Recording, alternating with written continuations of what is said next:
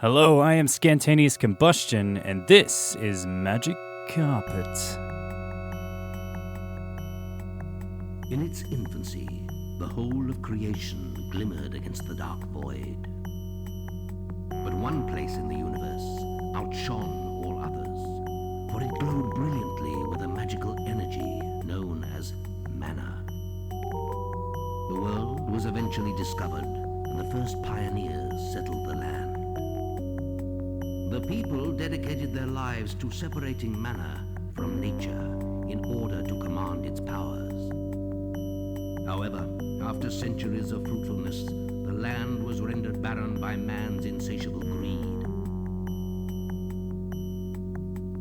Fierce competition between wizards degenerated into war, great creatures being summoned to do their creator's bidding in the ensuing struggle. But the life breathed into these creatures was charged with evil, and the beasts turned against their masters. Fearing for his life, a foolish wizard and his young apprentice prepared a spell, hoping to scatter his opponents to oblivion. But the power of the spell was greater than even he could have foreseen. The whole world shook with a mighty earthquake, in which the wizard himself perished, leaving his apprentice with the arduous task of restoring the world to equilibrium. Do not be disheartened. You must return the realm to nature's order.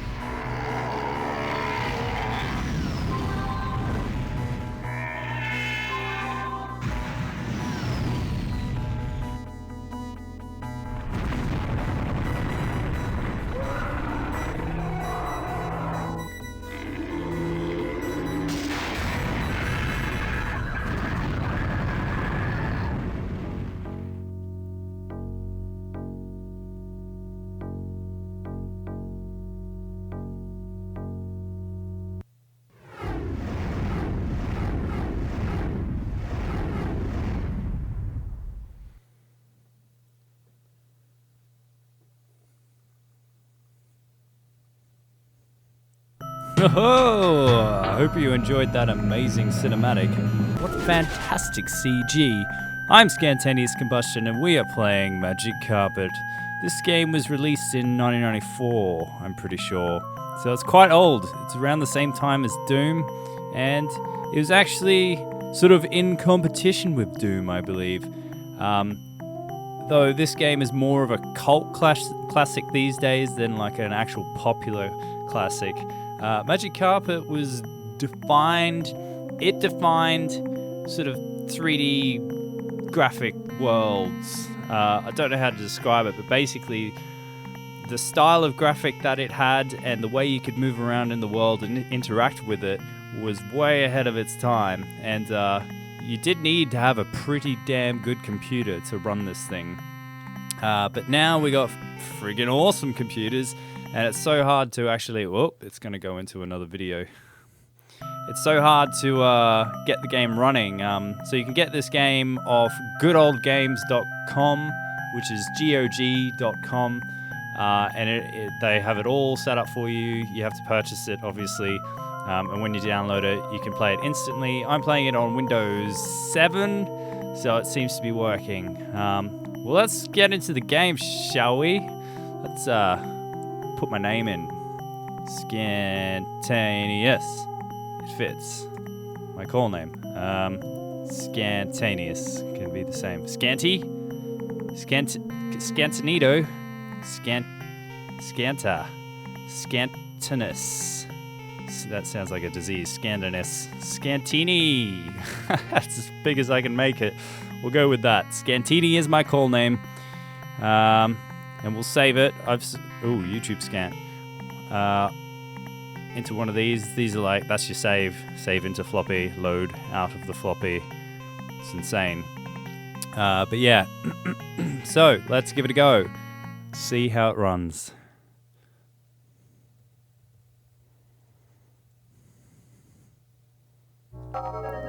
Okay, I changed the resolution there. The game has 2 resolutions, and I turned it up to the nice one. You do have to increase the DOSBox cycles to run it on this resolution. I got it at 50,000 cycles, and it seems to run nicely.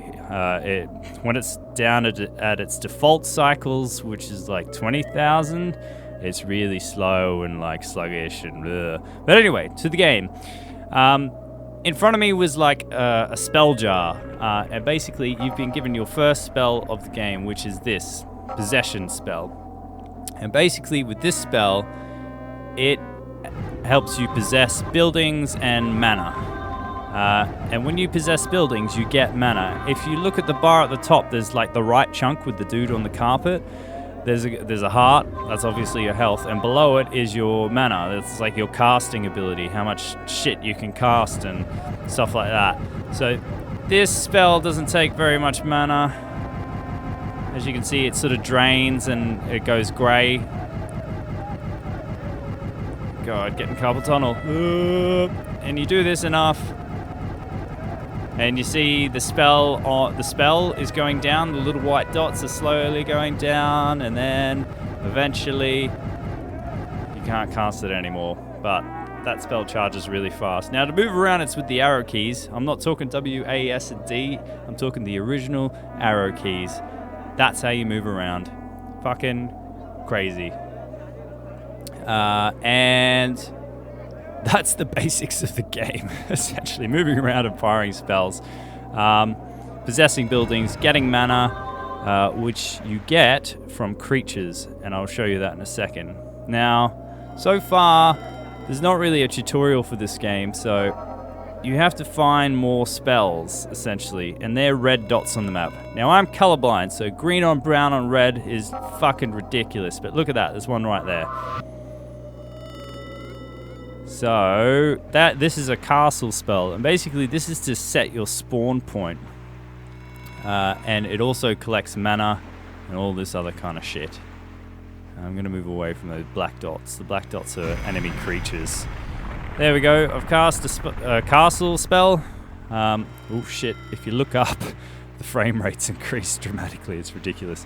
You have a balloon, obviously. Those fucking vultures are going to attack my castle, twats. It's fine. The balloon collects the mana. Now, we don't have an offensive casting spell at all. I'm going to take this building. If you right-click on the spells, it'll assign it to right-click. And if you left-click on spells, it'll assign it to left-click. So I've got it in both, but sort of a wasted time. Oh, to go to this map, you also just press Enter. That's how it swaps between the two. Quite easy. Now, I played this game enough to know where the main offensive spell is, which is, you always look at the map, there's always going to be like key little things which are going to draw you to where you need to go.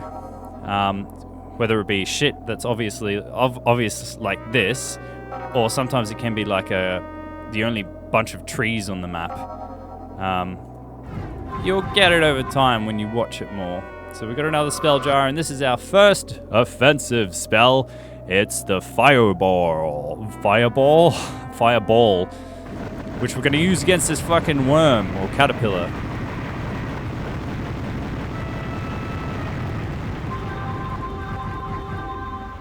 Lovely. So, as you saw there, all the mana came out, and I possessed it, becomes white, and then the balloons come. Oh shit! They come and they collect the mana. And then they take it back to your castle. Jesus Christ. I'm getting overwhelmed. Caterpillars and vultures everywhere. Now, the game gets steadily more difficult as you go into later levels, obviously. But this game is like, it's pretty creative how they do it. Sometimes you get stuck in mazes that you can't fly over the walls. Sometimes you get spells taken away from you. Like, sometimes you mightn't, for the whole level, have the castle spell. Which probably doesn't mean much to you, besides the fact that you can't increase your mana storage and casting ability, but also if you die in the game and you don't have a castle, you die and you have to restart the level. Whereas if you die and you have a castle, you respawn back at the castle. I'm sure that's very clear. So now we're just gonna, basically the objective of every game is to get the world into equilibrium, which is to collect as much mana as you can and take it back to your castle. Now I'm pretty sure, yeah, I could upgrade my castle. You have to upgrade your castle as you collect more mana because it can only store so much. When you upgrade it, it can store more and give you more of your own personal mana storage, so you can cast better spells and more of the sort of lesser spells, if that makes sense. So I've upgraded it. I can have another one. I've upgraded it again. And now I'm just going to go and kill the rest of these dots. The black dots. That's obviously a vulture. Ooh. Yellow on the map is unclaimed mana, unpossessed mana. So this is like a freebie right here. Obviously it was a caterpillar that got too close to the water and got stuck. Fucking vultures, useless.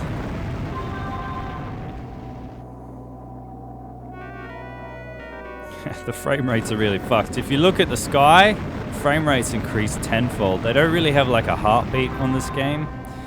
And a heartbeat basically controls the speed of the game.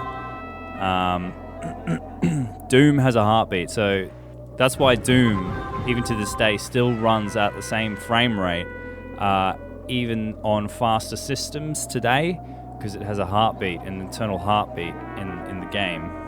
This does not, because when you look up, it fucking speeds up. Whoa, you're moving there. But if you look at, you know, highly detailed things, frame rates go really, really, really low. Now I am genuinely trying to fucking find shit. I should finish the game pretty soon. This level, I mean. But it's just a waiting game, so we're gonna chase up some more black dots. It's very hard to see stuff on this resolution sometimes. It's nicer on the lower resolution because, well, because you can see the fucking dots. It's just too small on this resolution. But I will play it in this nicer resolution, higher quality resolution for the whole series. See, the frame rate's fucking dropping going through those trees. Just because it'd probably be hard to see everything. And when it's on a shitty resolution, it doesn't look as good. I reckon that'll pretty much be it. The final thing I need to mention is, even though I said, yeah, you need to, every objective of each level is to bring the world to restoration or whatever, but the way you do it is collecting all the mana, and you see in your bars at the top, the number 3 with the castle, you see the mana bar and the flashing dots. I basically have to fill my castle up with mana up to and past those dots, and then the world will be restored. But it's a fucking waiting game sometimes. This can be a bit of a waiting game. Oh, there we go. World restored. Press the spacebar to continue. That is it. That is the level. We'll press spacebar.